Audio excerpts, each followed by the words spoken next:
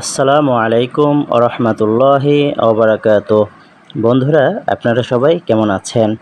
আশা করি আল্লাহ তাআলার অশেষ মেহেরবানিতে অনেক ভালো আছেন। আমিও আলহামদুলিল্লাহ অনেক ভালো আছি। আজকে আমরা শিখব 15 নম্বর দোয়া। নিজের ঘর হইতে বাহির হইবার সময় যে দোয়া পড়িতে হয়, আজকে আমাদের আলোচ্যের বিষয় হলো সেই দোয়া। হাদিস শরীফে আছে, যে ব্যক্তি নিজের ঘর হইতে বাহির হইবার সময় নিম্নের এই দোয়াটি পড়িবে, রহমের ফেরেশতা তাহাকে বলে, তুমি এই দোয়া দ্বারা হেদায়েত লাভ করিলে, ইহা তোমার জন্য যথেষ্ট হইল। আপদ বিপদ হইতে বাঁচিয়া গিয়াছ।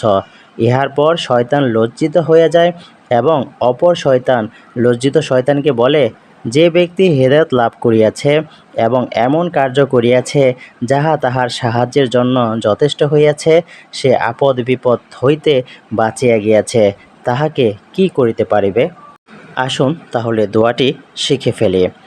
বিসমিল্লাহি তাওয়াক্কালতু আলাল্লাহি লা হাওলা ওয়ালা কুওয়াতা ইল্লা বিল্লাহ।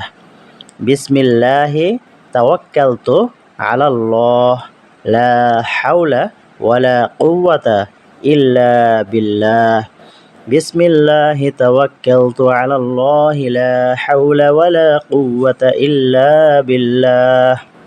দোয়াটির বাংলা অর্থ হল, আল্লাহ তাআলার নামে বাহির হইতেছি, আল্লাহ তাআলার উপর ভরসা করিতেছি।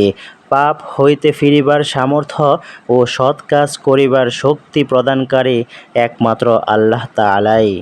In the name of Allah Ta'ala, I am living. I put my trust in Allah Ta'ala. Only Allah Ta'ala can give the strength to run away from sins and do good deeds. আল্লাহ তাআলা আমাদের সকলকে এই দোয়ার উপর আমল করার তৌফিক দান করুন। আমিন।